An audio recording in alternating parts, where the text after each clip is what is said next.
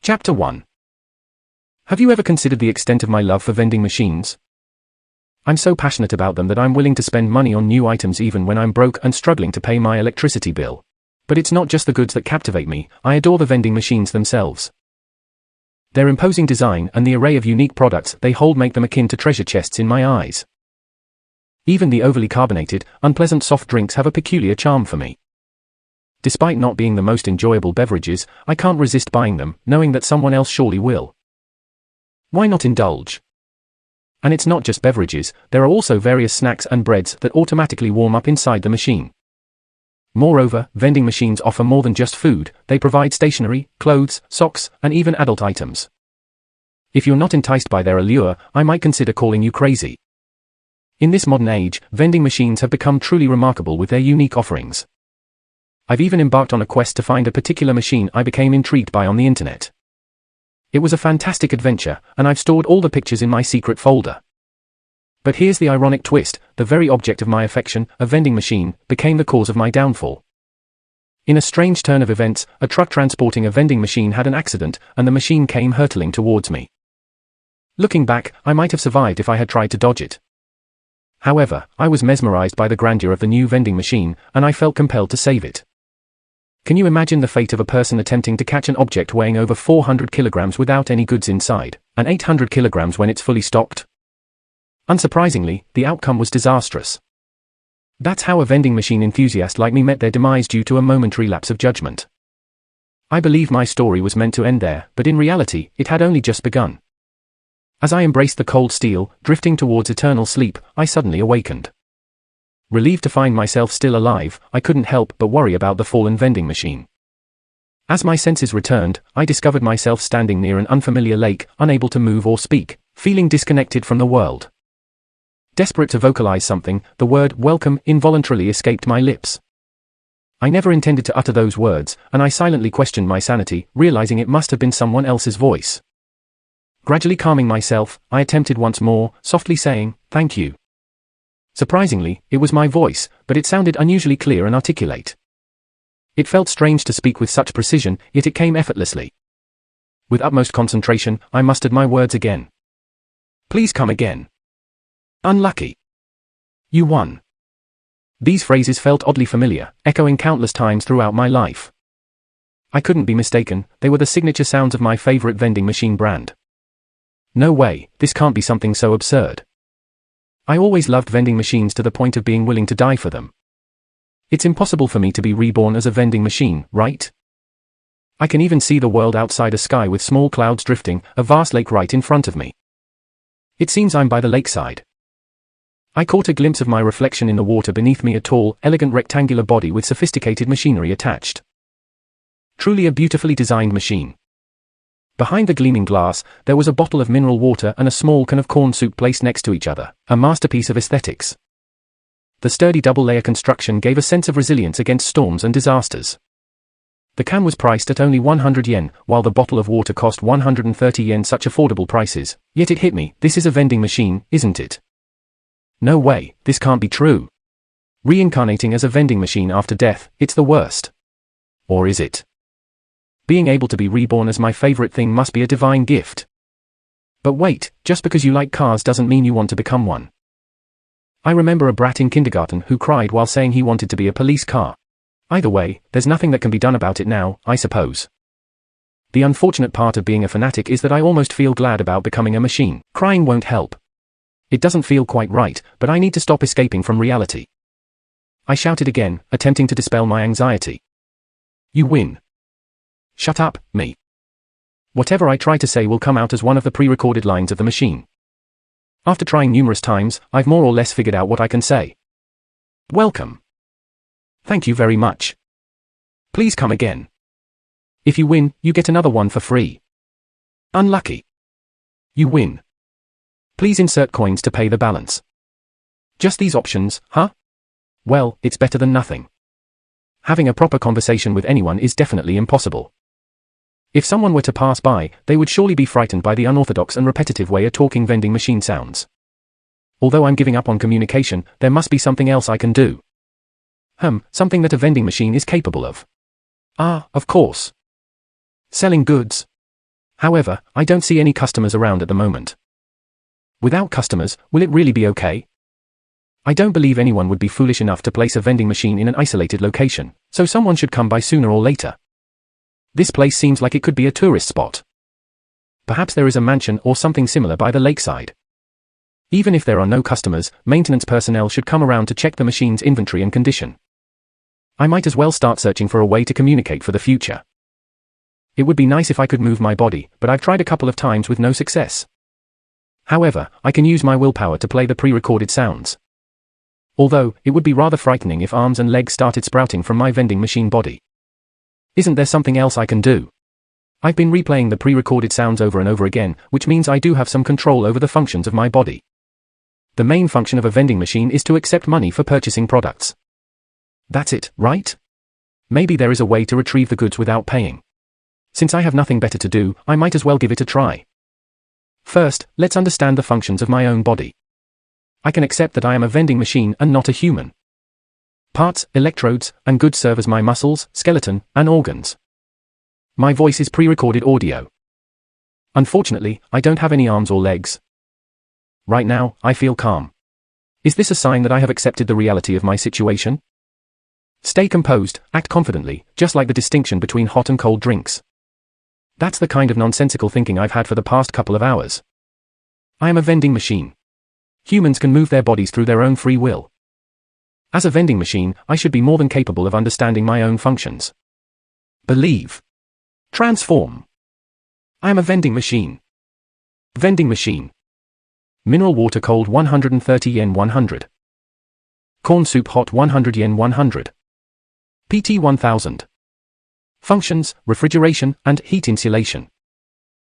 My brain feels stunned. Although I don't really have a brain. Well, these are the first thoughts that came to me. Are these the goods stored inside my body? The selection seems a bit lonely. But it's still better than having strange beverages. After all, mineral water is a staple in vending machines. Corn soup in the winter is also fantastic. I can't help but wonder about the brand of the mineral water. Why are these useless thoughts popping up in my mind? Speaking of mineral water brands, there are popular ones and lesser-known ones. Well, I've tasted them all before. The mineral water I have right now is from a famous and standard brand, but I wonder if I can change it. Spent 10 points to change the brand. Somehow, it worked.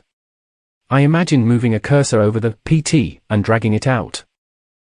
Then, I pictured left-clicking, and various options appeared. What if I right-click?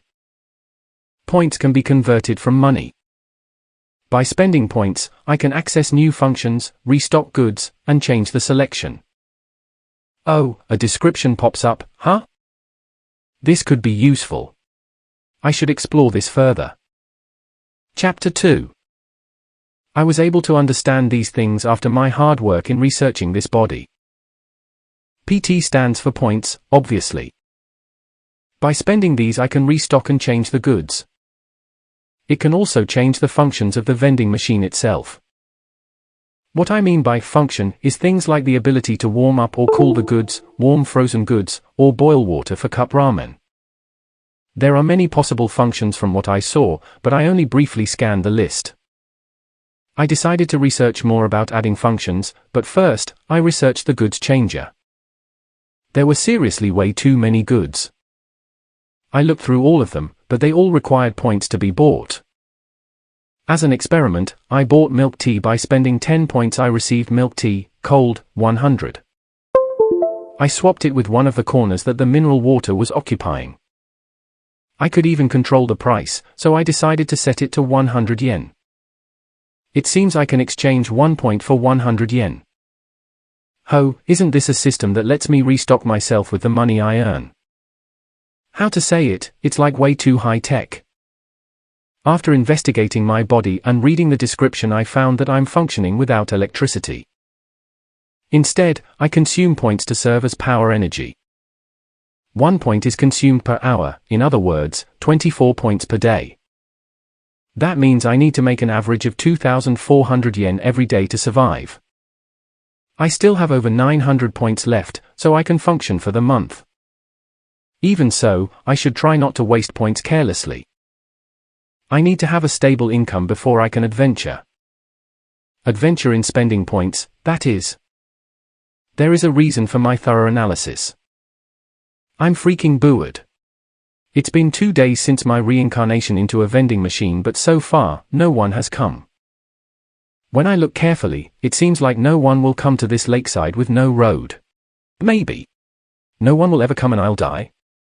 Haha, let's research more about adding functions. There has to be a function that lets me grow tires and move. No matter how you look at it, this place is bad for business. I need to move to a place with more people. Let's see, function. The MC scrolls through the list of functions while muttering, function, to himself. Microwave. If there is hot water, then I can provide hot meals. What else is there? Oh, a function that pours water into paper cups and then... There is something weird behind this screen. What is that? Gugego, mimicking the sound. Oh, it's the voice of a living thing. I always wondered whether or not I was alone, so I might as well concentrate on the sound. Just knowing there is a living being makes me feel kind of happy. I've never heard a cry like that before, but it sort of sounded like a frog. If I'm not mistaken, it came from the forest nearby. I don't really have eyes, so I focused on where the sound came from while pretending I was moving my eyes. Something came out from behind a tree. What? Did frogs always have black skin or wear something that looks like leather armor? He's holding a pitiful, shabby-looking wooden bat. More importantly, he's walking on 2 legs. There's no way he's some new kind of frog. That head of his, it's the same size as a human's. His arms and legs are covered in warts too. Even though he's a frog, he has dog-like eyes with a really sharp gaze. He definitely looks like a monster. A 2-legged wart frog. His height is only around 150 centimeters, but he looks really fierce. It's all way too real. This really isn't Japan, huh? Normally, I would be really surprised, but the moment I became a vending machine, common sense was already out the door. But if this is another world, then what about the currency? It's not going to be yen, right? Doesn't that mean I can't get Japanese yen? Something doesn't seem right here. Jerugajego? Frog. Humanoid frog-san looked my way. Hey, don't get too close. Wait, he's wearing leather armor, so he must have some level of intelligence. Judging people just by how they look is the worst thing a human can do. Perhaps, is this my first customer? Welcome. He might not understand what I'm saying, but just in case, I greeted him. Guagego. Frog. He got surprised and started surveying his surroundings. Too bad, the sound is coming from this here vending machine. He poised his weapon. Though it would be funny if I spoke again. I really shouldn't do that. For a while, he just searched his surroundings again, but he couldn't find anything and came back. Now that I'm looking at him this closely, it's amazing how real this is. I'm actually really bad with amphibians, and they become even more frightening at human size. He stayed 1 meter away from me and looked around in circles. He doesn't understand what I am. After running in circles more, he came back and he raised his arm. Oi, stop, what the fuck are you doing with that stick? I had no way of stopping the stick while he kept hitting me. I could only watch as it happened. The stick kept hitting the glass, and I started shaking. Damage 3. Endurance decreased by 3. What the hell is this message? It feels like a game, saying things like damage and endurance. Fuck. Don't hurt the vending machine, goddammit. It's not what a living being should do. It may be a machine, but its form is a work of art. Damage 2. Endurance decreased by 2. Fuck you, you lowly frog. Don't get ahead of yourself. Just because I don't fight back, you... Growling. It's a good thing I don't feel pain, but won't I break at this rate? Hold on, what's this? Endurance. It feels more like life points rather than how much you can endure. When endurance is exhausted, the vending machine will break and cease to function. Oh, so it's like HP. I wonder how much is left. But I don't even know how to check how much endurance is remaining. Suddenly a screen popped up. Vending machine. Endurance 95, 100. Defense 10. Strength 0. Agility 0. Dexterity 0. Mana 0. Functions, refrigeration, heat insulation. Oh, something came. It's my status. Everything other than defense and endurance is 0. Oh well, those are of no use for a vending machine anyways. There also seems to be mana in this world, which means magic exists. Wouldn't a vending machine that can use magic be super cool? Sadly, I have no mana. Now's not the time for this. What should I do? If this keeps up, I'm going to be destroyed. Isn't there any way to recover my endurance? You can spend points to heal endurance. It works. Just like that, HM. I still have 900 points left, so if I just ignore him, he might give up. As if nature were against me, 3 more humanoid frogs appeared. Dame. This is bad, really bad. One of the newcomers is carrying an axe. If that hits me, I don't think I can survive. Damage 2, endurance decreased by 2. I know already, so shut up. What should I do? Isn't there any good function I can buy? Pour hot water, roulette, cheer for the customer. Useless.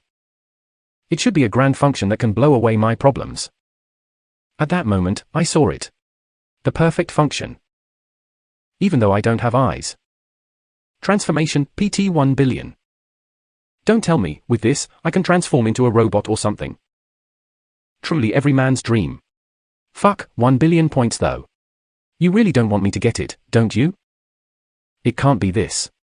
I need to look for something more realistic, something to let me escape this disaster. Faster, something more effective. This one seems good. Divine gift. Divine gift? I should read the description. Divine gift, a special power granted by God himself. You can select one without depleting points. Ooh, I can choose one for free.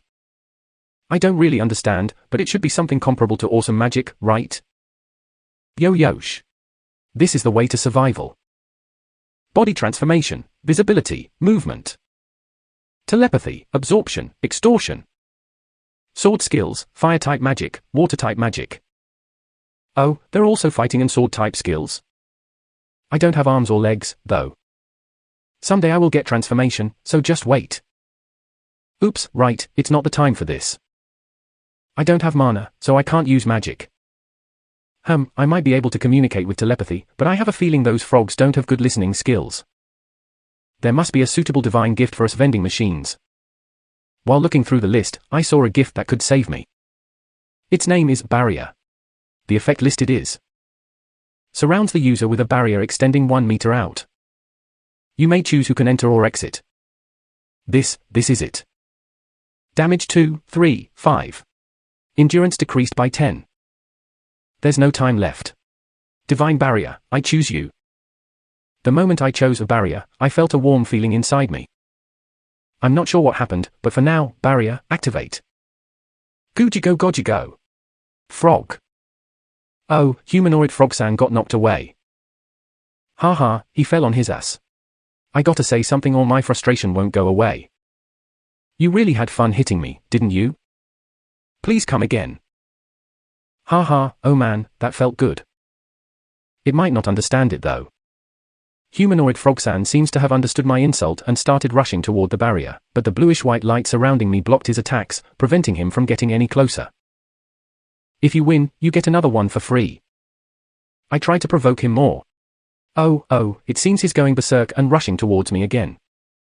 This barrier might be a formidable foe. Every time they attack, it never penetrates the barrier, and their weapons are easily knocked back. Ha, from now on, I am the invincible and unbreakable vending machine. 1 point has been depleted, 1 point has been depleted, 1 point has been depleted. Wait. My points are being depleted like it's water in California. What, does this barrier require points to sustain it? Wait, it's about time for the Frogsans to go home, isn't it? Please go home. Please come again. The attacking got fiercer. I didn't mean to provoke you again. No, the points are being depleted way too quickly. Really, please give up for both of our sakes. Chapter 3. For a while the humanoid frogs stayed and kept hitting me, but once they realized it was useless they left looking sad. Phew, somehow I was able to survive. Let's check my status for now. Vending machine. Endurance 65-100. Defense 10. Strength 0. Agility 0. Dexterity 0. Mana 0. PT 346. Functions: refrigeration, heat insulation. Divine gifts, barrier. My points depleted so much. It's true that barrier saved me, but the consumption rate is outrageous. I don't think I can survive another attack from a monster. I'm actually in a really bad position right now. My endurance is getting lower, and my elegant machine body is in a mess. Points are really precious, but if I just sit here without spending them, I'm eventually going to become broken anyway. Therefore, I decided to use the points to fix myself. I spent 35 points, so I have 311 left over. In one day, I used 24 points, so I might be able to last 10 or more days. If no buyer comes by then, my destiny is self-destruction. If that ever happens, I will die, huh? If so, isn't my new life turning out to be worse than my old life? And, like that, 3 days passed. No humans came. I spotted a humanoid frog roaming around the vending machine and observing it. His fear gradually overcame him and forced him to make a ween sound. The feeling of tension was lingering around the atmosphere of the vending machine. I wish I could have sold something as a vending machine before my death. Even though I was lucky enough to be reborn as a vending machine, I never got to do a vending machine's work. I am too hungry, AAA. I don't think I can keep going. Why am I always this unlucky? Who human's voice? God hasn't forsaken me. It was the voice of a depressed female. It sounded like a young girl's voice. Where did the voice come from? I wonder if I can manage to communicate, but since I seem to be able to understand her language, there has to be a way for me to speak with her. After all, my life is at stake here. I was abandoned by my own teammates. Seriously, I'm useless because I always get scared even though I have the super strength divine gift. Oh, the sound is getting clearer and clearer, which must mean she is getting closer. She sounds really depressed and on the verge of death. She was abandoned by her comrades. Actually, isn't she the one whose life is at stake here since there are humanoid frogs everywhere? I dropped the pouch that had my food and drink. And my stomach is rumbling like crazy. This is the worst day ever. Mom, Dad, I'm sorry, but I don't think I can go on anymore. She started crying. She sounds like she's from the countryside, and her image of the world was just crushed. But why did she come to this dangerous place full of monsters? Is she in the middle of a trip, or could there be a town or village nearby? I was never meant to become a hunter. I'm sorry, Mom, Dad. So she was a hunter, huh? If it's like those games, then she must be out here hunting monsters since the world is full of things like humanoid frogs. Also, if she's a hunter, then the second possibility is more likely. The possibility that there is a settlement nearby. I don't have anything to eat, what am I gonna do now? Maybe kill those frogmen and use their meat. That won't do, I won't be able to land any attacks, plus I'm too hungry. So I don't have any energy. Girl. She said something about having a divine gift of super strength, so maybe she is confident in her strength, but she's bad at using weapons. Her dexterity seems really low. Since she lost her belongings, she probably won't have money. I can't be sure, but my expectations for her are beginning to get really low. What's that? Some kind of monument? But, it's strange for a monument to be made out of steel. Girl. Oh, she noticed me. From the sound of it, she seems to be getting closer. She's behind me, so I can't really tell where she's looking. Come on, come to the front. While I was trying to send my desires to her telepathically, I don't know if the telepathy worked. I saw a girl coming towards the front side. What is this? It has a really beautiful body. Mew Mew, isn't that a drink behind the glass? Girl. Inclining her small head to the side, there was a girl with a petite body. She has blonde hair, while her hairstyle has it tilted to the side. This hairstyle, if I remember correctly, is called the side ponytail. She looks to be around 160 centimeters or maybe a little smaller. She has very big, round eyes as well as a European-style petite nose. She looks like the cute type rather than the beautiful type. She has an atmosphere of adorableness, and if she ever became an idol, she would get really famous. The way she looked depressed with her eyes watering like that. Damn, she is cute. Wait, am I a pervert or something? No, Her strange clothes just really caught my attention. Ha ha ha. Her boots look like they're made for mountain climbing, and she's also wearing blue shorts on top of black tights. It seems sensible so far, but for her upper body, she's wearing something that looks like the bulletproof vests the police use during dangerous missions. No, wait, it's leather armor, right? There is also something like a shoulder pad and some really strange-looking gloves. How do I say it? It's truly a fantasy style. I observed her from head to toe and saw a pouch hanging on her belt. Doesn't this mean she does have money or precious gems?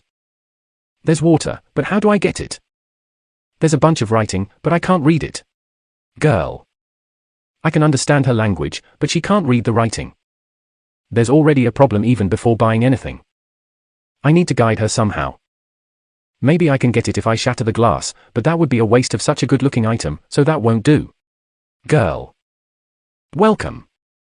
What, where did that voice come from? Girl. She is looking around. She kind of looks cute when she is scared, but she's also really cautious right now. It won't do if she ran away here. I have to lure her in. Pervert. Dash, please pay the balance by inserting coins. This piece of iron spoke? Coin, does it mean money? Girl. I want to answer her question, but sadly I can't speak. I'm sorry, but please try hard to find out for yourself. My life is at stake here, so please. Ito, is bronze okay for coin? Ah, but it should be blue bronze. Maybe silver is needed.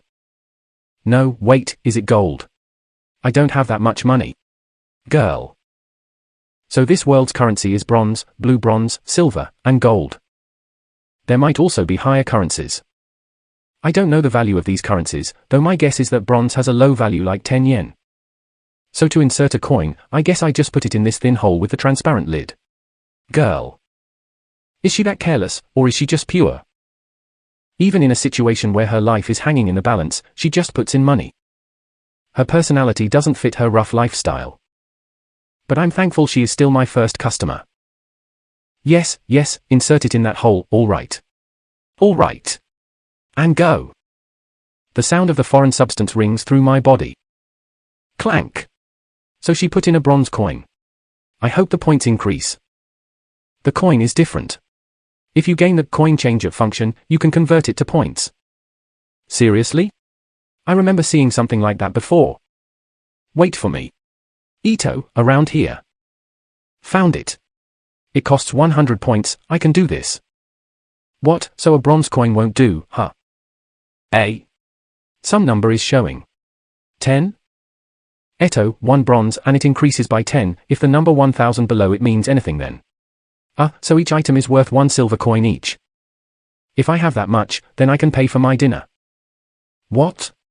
When I used the coin changer, the price changed. So, for 1 bronze coin, it has a worth of 10 yen. If silver is 1000 yen, then she can buy corn soup and milk tea. Wait, can't the price stay at 100? How do I change it? But money can't be exchanged for life, plus I'm really hungry. If I die here, money will be meaningless anyways. There's no helping it, Yushi, I'm doing it. This girl, when she gets excited or restless, she starts talking with a dialect. The silver coin is inserted into my body, and it gets excited and heated up. Ooh, she paid it. Hurry up, choose the item you want. The shining pointy thingy means I can buy something now, right? Then, Ito, maybe I should choose the one with the soup drawing. Since the language can't be read, the icon can be understood much easier. I need to take note of this. Her shaky finger pressed the button, and I dropped the corn soup in the lower part of my body where the items normally come out. What was that?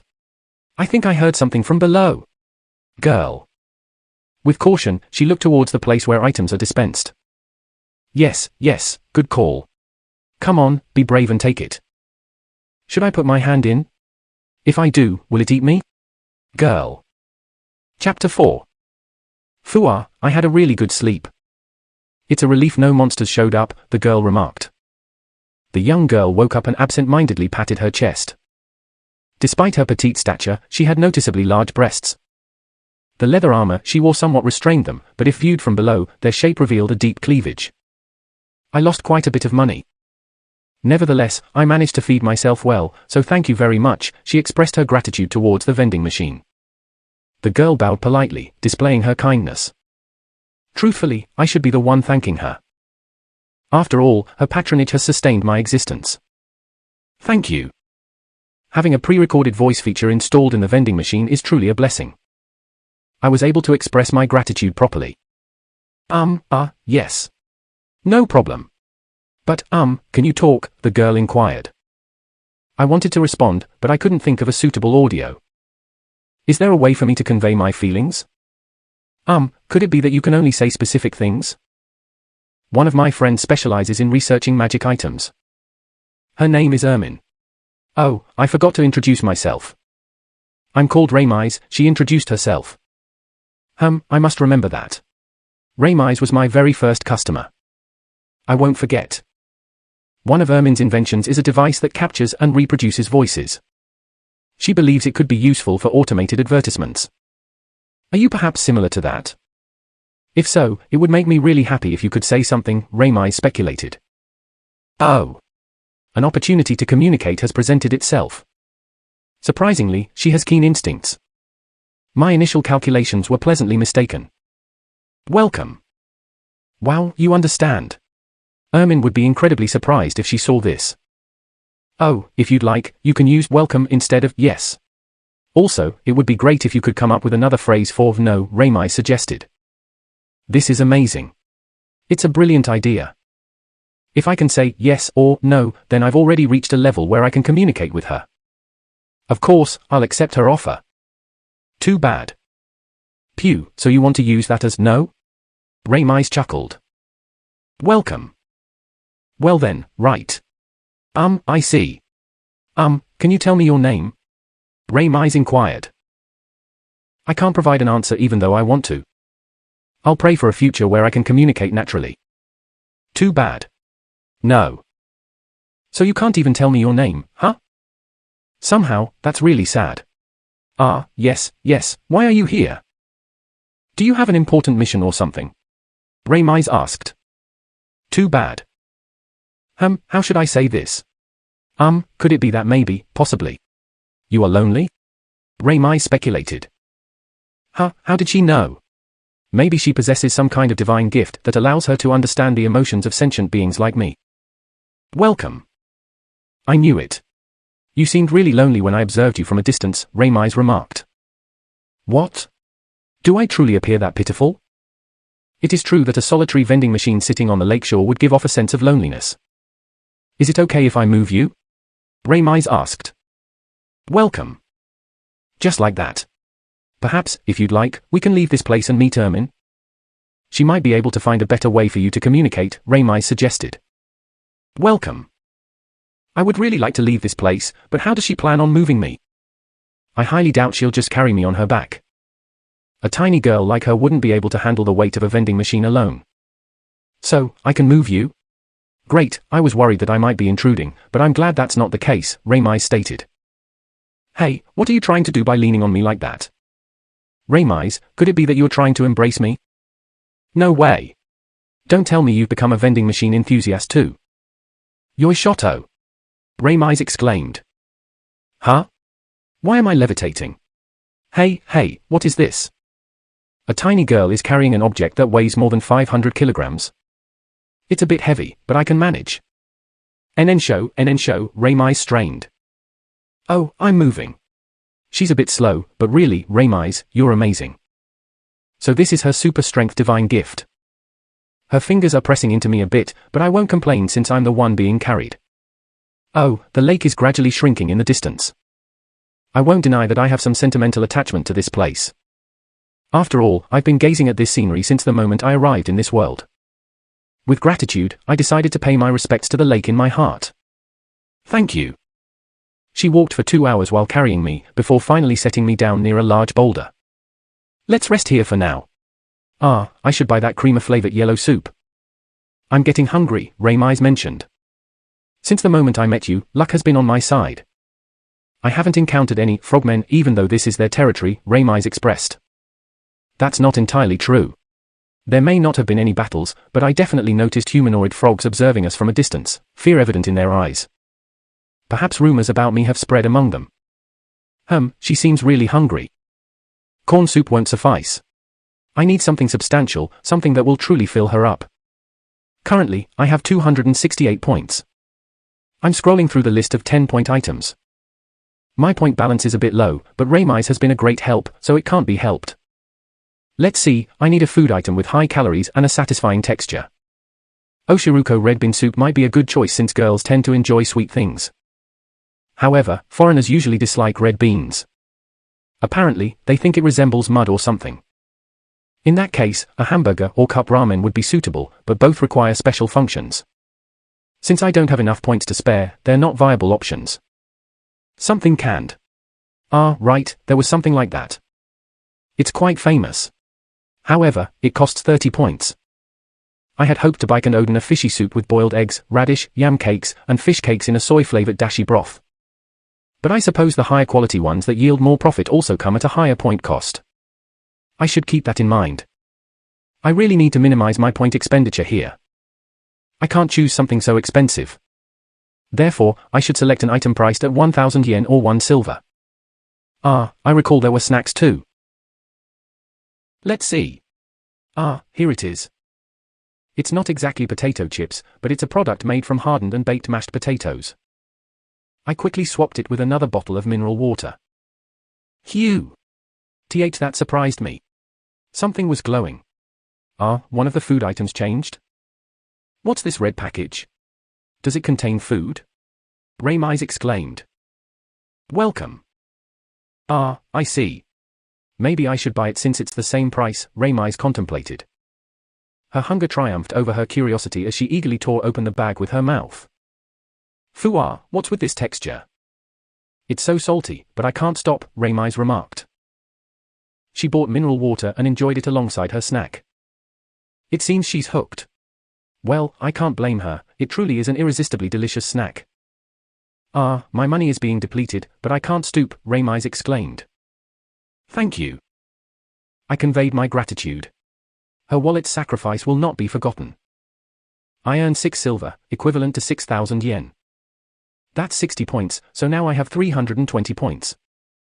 Right, now that I know how to change prices, I should set the mineral water at 1,000 yen. With this adjustment, all my items cost 1,000 yen. If Reimi's runs out of money, I'll lower the prices. Until then, I'll continue to encourage her to spend more and more, as my life is at stake. Chapter 5. We are nearing the entrance of this floor. Please wait patiently for a bit more. That settlement is a large village, so you can get some rest once we reach it, Reimi's informed. Floor? What does she mean by floor? Unless the sky is somehow covered, we are definitely outdoors. I don't fully understand, but I'm glad to hear that there are people ahead. I hope they will buy all my items and bring in a ton of profit. We haven't been attacked since leaving our resting place, so I haven't needed to activate barrier at all. The frogmen are still quietly observing us, but not attacking. Their information network seems to be well developed. Reimi's possesses incredible strength, and her stamina is also remarkable. She has been walking for 5 hours while carrying me. She truly has the qualities of a hunter. Ah, I can see the settlement. Yes. I made it back alive. Reimi's exclaimed. She had lost hope when her comrades abandoned her, but thanks to me, she was able to return. It's no wonder tears are welling up in her eyes. She carried me here as if it were nothing, but if it had been anyone other than Reimi's, I probably would have died and been scavenged. She may consider herself lucky, but I believe I'm even luckier. The wall appears to be constructed manually with wood and stretches along the road.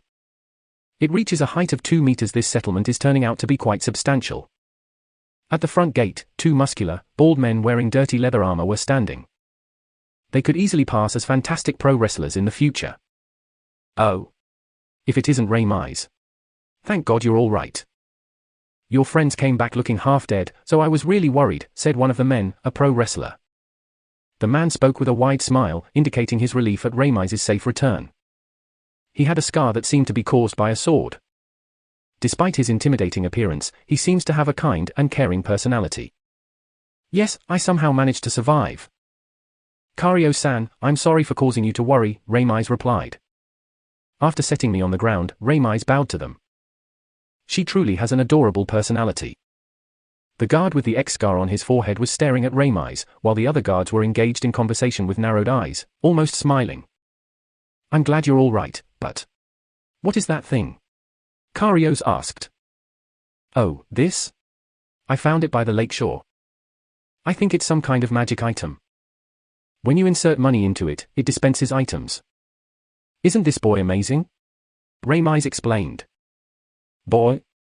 Ramiz should be younger than me, but if we're only counting the time spent in this world, then I suppose I'm closer to a newborn child.